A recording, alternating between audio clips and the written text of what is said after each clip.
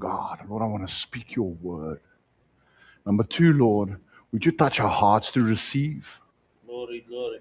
Take captive every thought right now in the name of Jesus to the obedience of the word of God. Amen. Amen. Amen. Take your seats. Thank you very much. You may take your seats. White Ford Escort, GP number plate. Your lights are on. Okay. Just in case. We don't want you to.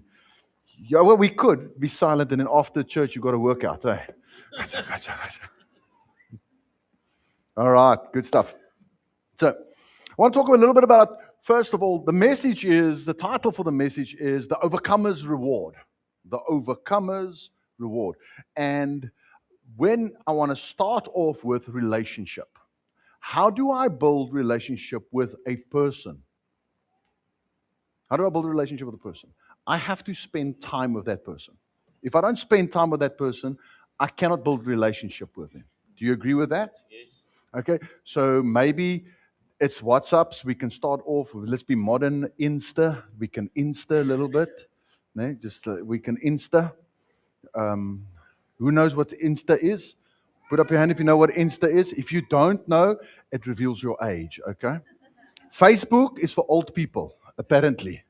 Over 35, Facebook is for old people. So all the old people in the house, I will maybe Facebook you. Just Facebook me. And then we go to WhatsApp, and maybe it's a phone call. But real relationship happens when we come together, whether it's a braai, a coffee, standing and chat somewhere, and it's a regular thing. And now relationship gets built. You agree? Glory. All right. So a lot of people come to me and they say, "Oh, I've got such a stunning relationship with the Lord. So good. So, when is your meeting with the Lord? When's your next meeting with the Lord? God honors your meeting with Him. You know that? God honors this. This is a meeting with God. So you cannot build a deep relationship on a half an hour on a Sunday morning. Do you understand that? So if I cannot build a relationship that way, I can never get what God says about me on the inside of me, and therefore I can never start becoming what God wants me to be. Can't. It's just insufficient food.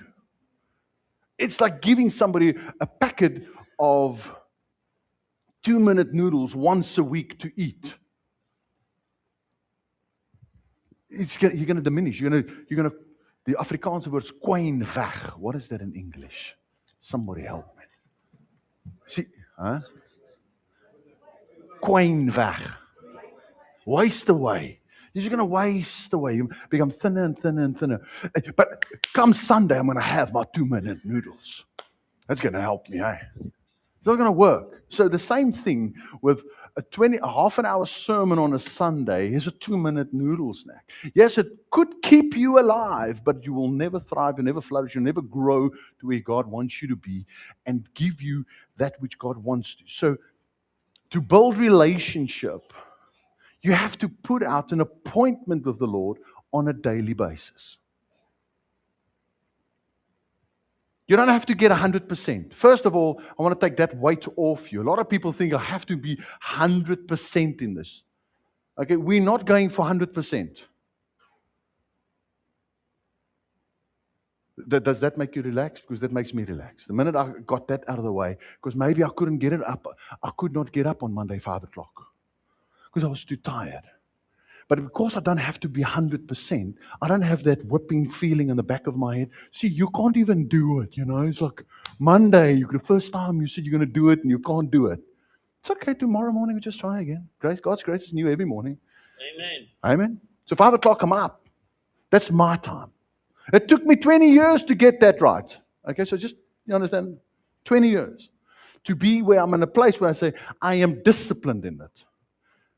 And how that looks is quite different. Some mornings I just sit in silence for an hour because nothing's moving.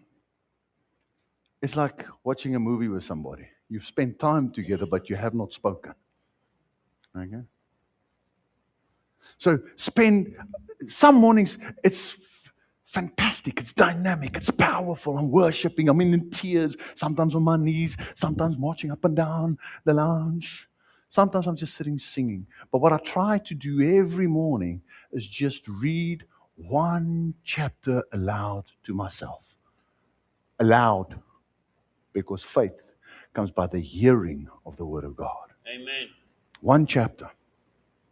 So in doing that, I've gone through a lot of the Bible again and again and again. And right now, I'm in Revelation. And I read this letter. It's in the beginning of Jan. I'm reading these letters to the churches in Revelation. And something catches my eye. And the Lord starts to speak to me. So as a pastor, there's a big difference in preparing a sermon and nourishing my spirit. You understand that? You can easily, and a lot of pastors, and I've been guilty of that myself, neglect nourishing me and just prepare sermon. Just prepare sermon. And then I'm going down. So my Monday to Friday, 5 o'clock, is me nourishing me. And a lot of times, I get a word from that. Not that I need to go, that's not my word time. My prep time is up in my office. I've got to prepare, put time out to prepare a message. This message comes from nourishing. And I'm reading these letters about the letters to the churches. So, first of all, I need you to understand this, that God's end time plan for the world is His church. So, all the paraministerial meetings, God's not coming back for some cell group. I want you to get that. He's not coming home to fetch a cell group. He's coming to fetch His church. Glory, glory. All right? So some people say, yeah, I'm a Christian, but I don't have to go to church. It's like telling the Lord, I don't like your body. It doesn't work because the church is His body. Lord, you're nice, but your body's not. Go try that with your missus. Just see what happens. I don't appreciate you. I like you, but not you. Come on, man. So I can't have a problem with God's body and say, I love you, Lord, but I don't love your body. I can't break the two up. So the letters are written to the church. Now, first of all, I need you to understand that you and I, we are the church. Amen? Amen. You are the brick in the church. You and I, we're the bricks in the church. We carry His glory. Together, we're the gate of heaven. Together, when we come together and we worship, we offer the opportunity for an unsaved person to look into heaven. Surely God dwells here, because it's something crazy when some Christians start worshiping proper. When they start forgetting about themselves and how they feel and what they've done wrong and what they've done right this week and go into performance mode, and they just come before the King of Kings and give Him due what He is due, all the honor, all the glory, all the praise, everything they have. Glory, And little drummer boy plays in my head. Gifts for a king I don't have. I can play my drum. But other than that, I've got nothing. I'm empty-handed, not worthy of a king. As in this, John is writing this letter, the Lord's speaking, and it's in red letters, and He's writing to the church, 7 different churches, and every time he ends off, he says, let him who has ears hear what the Spirit says to the church. Says, plural, S. Every time. So He's speaking to you and I. This word is directed directly to the believers, that we might hear what the Spirit of God says. And because of human nature, we quickly look at the negative. We look at what's wrong. We can find the faults in ourselves very easily. We can find the faults in others very easily. We can find the faults at work, what's wrong with the business or the systems. We find that so easy. But to see the good takes a bit of effort. Normally, it takes the Spirit of God. Especially when you're in the Bible, but especially when you're trying to deal with the Christians and see what's good in them. It's very easy to find the fault in the pastor. Let me tell you what, the pastor can tell you way more about all his faults than you could ever discover by yourself. So if you knew me the way I knew me, you wouldn't want me. Okay? But God doesn't look at what's wrong with us. He knows what's wrong. He's paid the price for what's wrong. He knows our flesh is corrupt. He knows our hearts is deceitful above all things. He knows this. But he doesn't have a problem with our sin. He paid for our sin. Amen. He's dealt with our sin. He's washed us free of our sin. We need to come into a place where we walk in that place. Glory, glory. We do have a shame problem because we're ashamed of what we've done wrong. We're ashamed of what we might have said. We don't know how to deal with that.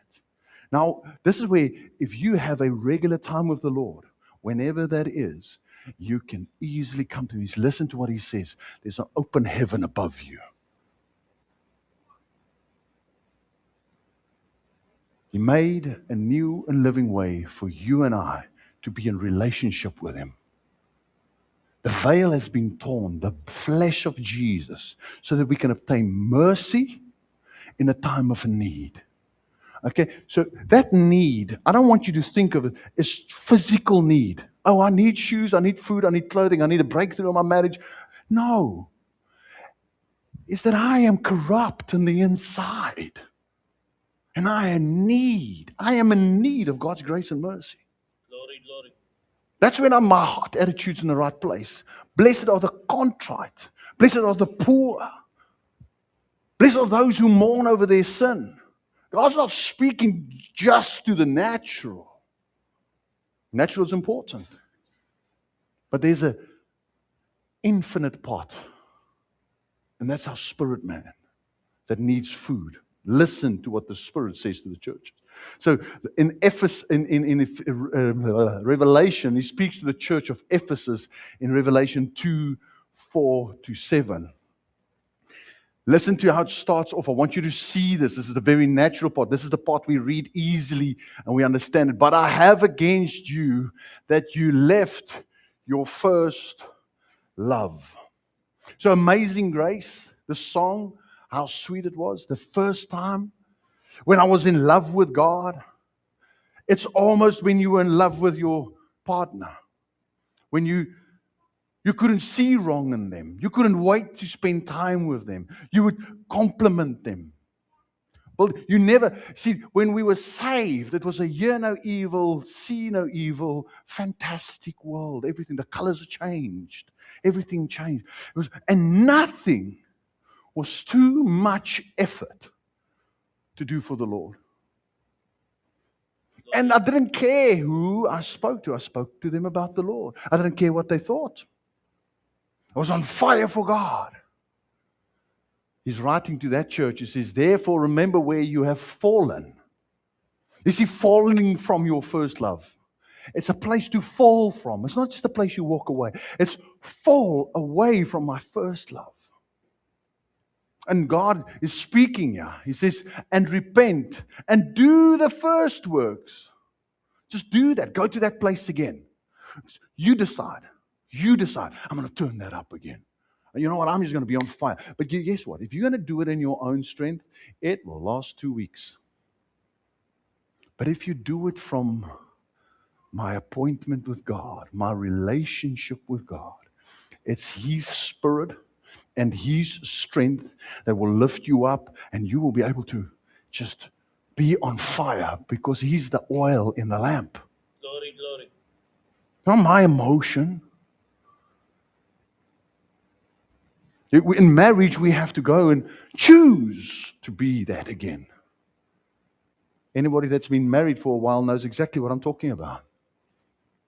Because forever, until death do us part, becomes when can I summons death to do us apart? Lord, until death do us part. Now's the time that you do us apart. And you have to choose again to love. You have to choose again to look for the beautiful and the good in that person. With God, there's only good to behold. Amen. There's nothing that you have to, nothing of God can ever irritate you. It might irritate your flesh. It might irritate your opinion, but it will never irritate your spirit. Because God is perfect. Glory, But glory. the spirit wars against the flesh. And He says, let's read there. Or else I will come to you quickly and I will remove your lampstand out of the place unless you repent. There's a bit of a warning there. But listen to this now. Here's what God has against this church in Ephesus. But I have this, that you hate the deeds of the Nicolaitans. I've practiced to pronounce that. Which I also hate. Now, my Bible, that's in red.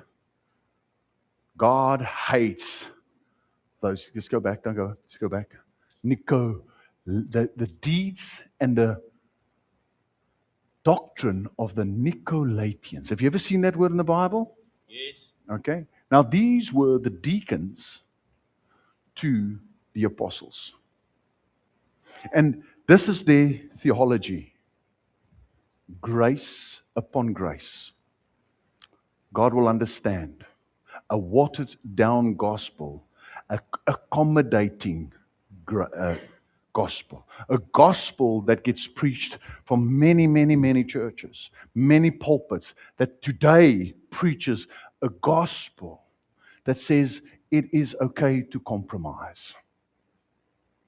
God hates that. You can go do your studies on that word, Nicolaitans. You can go look and it will see that it is to accommodate your flesh. God hates it. He has an ear, let him hear what the Spirit says to the churches.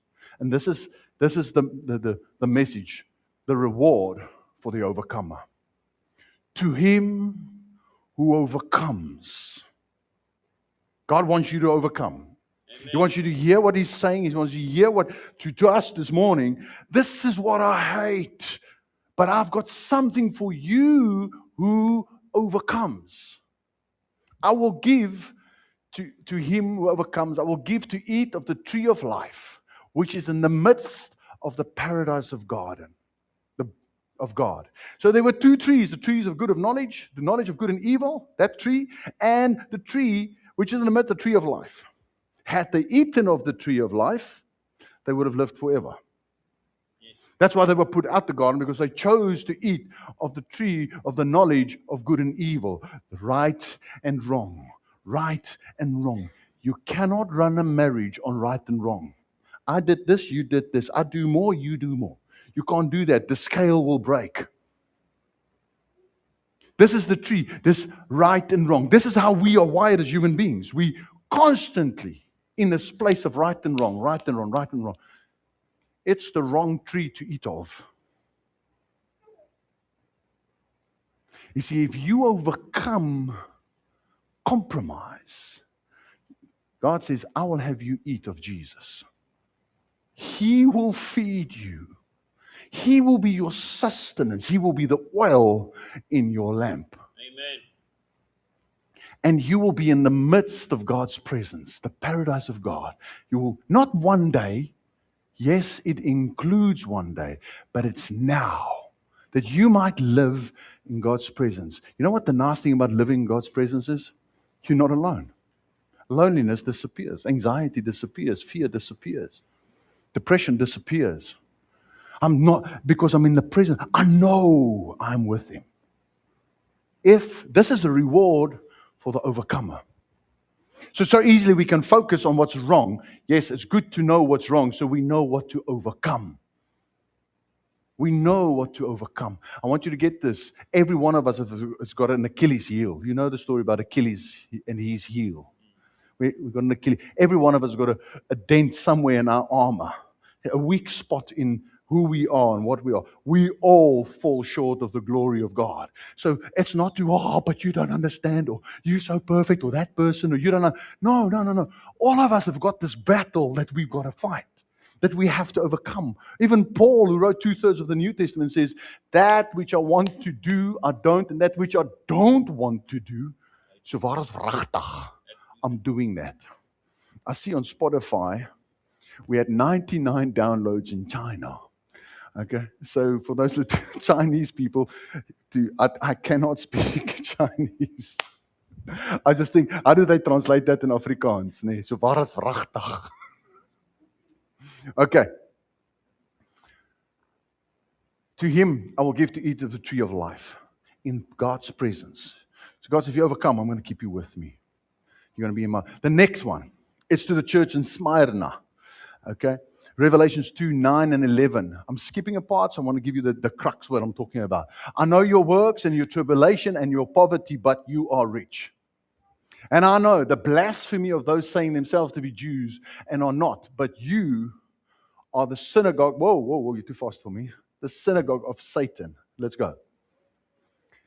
Do not at all fear what you are about to suffer. Behold, the devil will cast some of you into prison so that you may be tried, and you will have tribulation 10 days. Be faithful to death, and I will come give you the crown of life. He who has an ear, let him hear what the Spirit says to the churches. He who overcomes will not be hurt by the second death. To this church in Smyrna, they don't get rebuked, they get encouraged. They are not standing for false prophecy. They're not standing for anything else. They're sticking to the Word of God. They're not standing for Pharisees and Jews coming in and giving a certain message that to derail, take them back to the law. They're not standing for that. They're saying, what's the Word say? Hence, this is where the word, the name for Living Word comes. Living Word, the association that we are part of today, 40 years old. All right? 40 years old. Neville planted Living Word 40 years ago. It's Living Word. It's to live this Word. Not to be too clever. Not to get this educated idiot box in the way and say, wow, I'm going to be so clever. But hey, what does it say? Show me the Scripture. You see, a lot of people say, the Lord say, the Lord say, the Lord say. And it's like when I ask them, so where's that Scripture? They go, Tubar. You know Tubar, Charlie? What do you mean? He's like, show me. Yeah, but God speaks to me. The Lord will never, ever speak against this word. Never. He will never twist. The Spirit of God will never, ever twist His word. He is truth. He is the Spirit of truth. He will lead you in all truth. His word is a light unto my feet. He won't misdirect me. The Spirit of God will never do that. So if somebody comes to you and says, but the Lord said, and it does not, and they cannot back it up with this, even remotely. Church of Smyrna said, goodbye. You're not Jews, you are the church of Satan. And they say, and then what he says to them, the reward here, can you see what the reward is? Death, this side of the grave. We've got nurses here. They've seen people die in agony, and they've seen people die without much pain. Death can be painful, and death can be not so painful. Here's something that you need to know about the second death. It is only painful. It will hurt you. Going to hell is a painful experience. It is not like just, oh, I cut my finger. It's not, oh, I was rejected. The second death, those that go there, the Bible says they're going to grind their teeth. They're going to wail of pain. Listen to that, and this is so beautiful. For those who overcome, you will not be hurt by the second death. You will not be harmed. It won't hurt you. That's a great reward. That's something, we're going to die, all of us. We're all going that way. Okay? But none of us have to taste the second death. We don't have to. Those are for those who reject Christ. Those are for those who succumb to lies. But to him who overcomes, he says, this is not going to happen. I'm going to share one more, and then next week we're going to carry on with the other four. All right. The next one is the church of Pergamum. I practice that as well. You'll be very proud of me. Okay. Revelation 2, verse 14 to 17. But I have a few things of you, church in Pergamon, because you have those who hold the teachings of Balaam, who taught Balak to cast a stumbling block before the sons of Israel. Here's what they taught them. This is what they did not tell them to stop doing.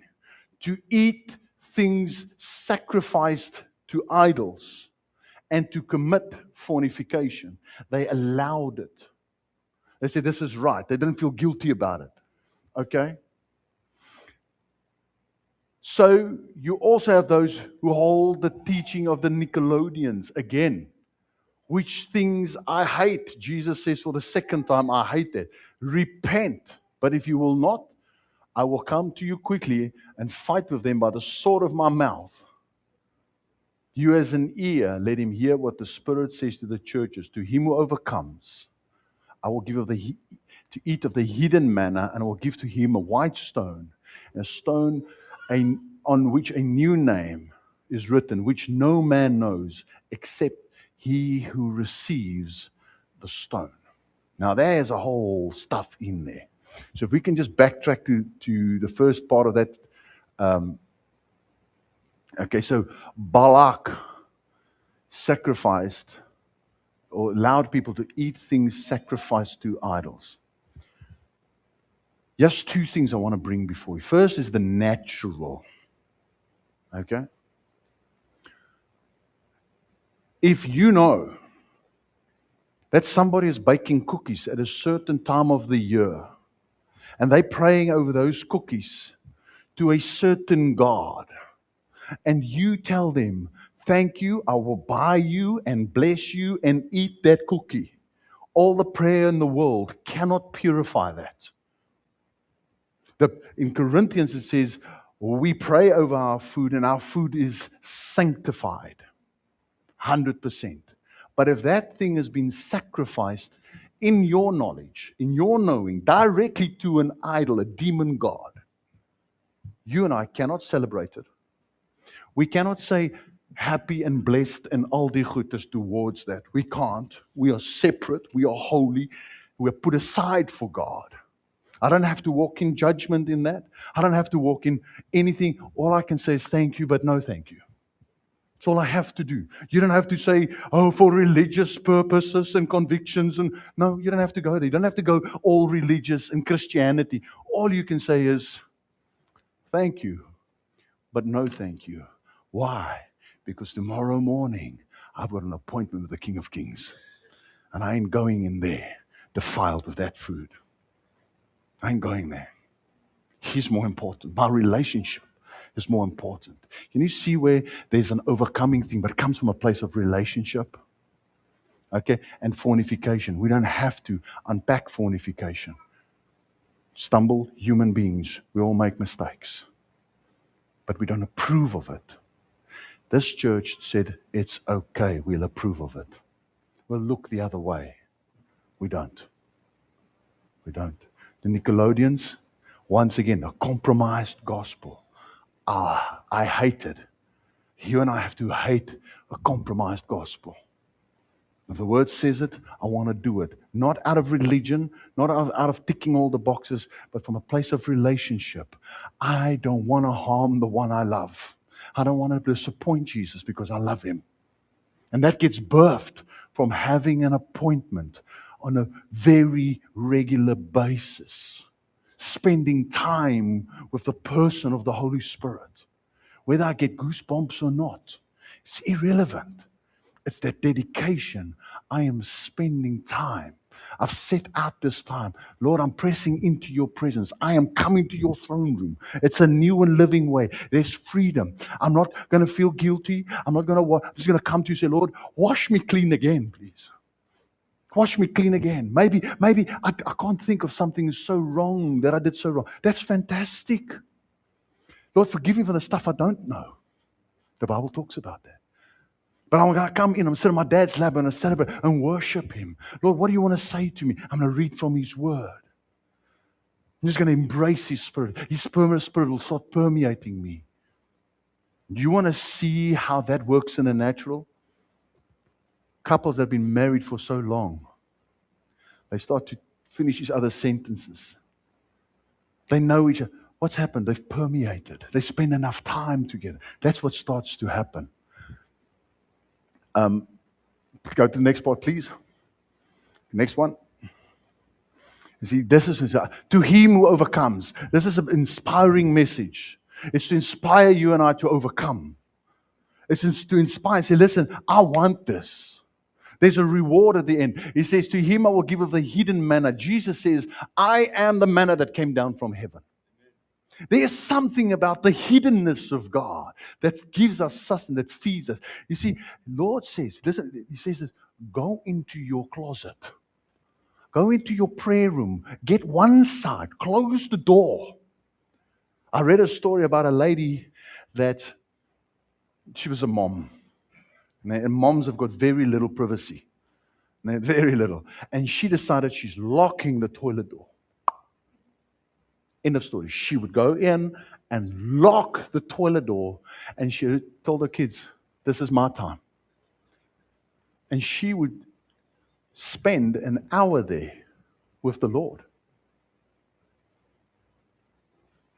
She would spend whatever time she could there, in private, alone, away, separate, intimate time with God. And that changed her life, changed her relationship with Him. It doesn't have to be this holy place. Okay? God resides here. That's His place. He sees into your heart. He inspects His heart. His preferred place of residence is inside of you. So you can sit on the rubbish dump and still have God inside of you. Because that's where He chooses. He lives in a temple not built with hands. Inside of you. He said, I will give you of the hidden manna. I will feed you with stuff that you don't know. Richard Wurmbrand, if you ever get a book of Richard Wurmbrand, you can read this. He was in Second World War. He was in a concentration camp, imprisoned. This is how the prison looked. It was beneath the ground. Okay? Dug out 10 meters by 10 meters, and they had 100 people in there. And everything happened in there. So you would sleep. What they would do is they'd squash up so half the people could sleep. And then they'll squash up the other side so half the people could sleep. And the toilet was in the corner. And they would be fed very, very little food. And Richard was leading people to God. And the morale of these prisoners just go up and up and up. And the Germans are trying to break them. And the morale's going up and up because each one is getting saved. And they're starting to praise God. So they decide they're going to remove Richard out of. And they put him in a solitude in a room for 2 weeks, which is one by one pitch dark. And they don't feed him. And after 2 weeks, they take him to the commander and he's gained weight. Hidden manna. And God starts doing something on the inside of you. And then something starts burning on the inside. And has an effect on the natural. You see, because of that, to him who overcomes, I will give of the hidden manna. And I will give to him a white stone. In those days when you were invited to exclusive parties, your ticket was a white stone with your name on it. Secretive. There you go. You can come to the party.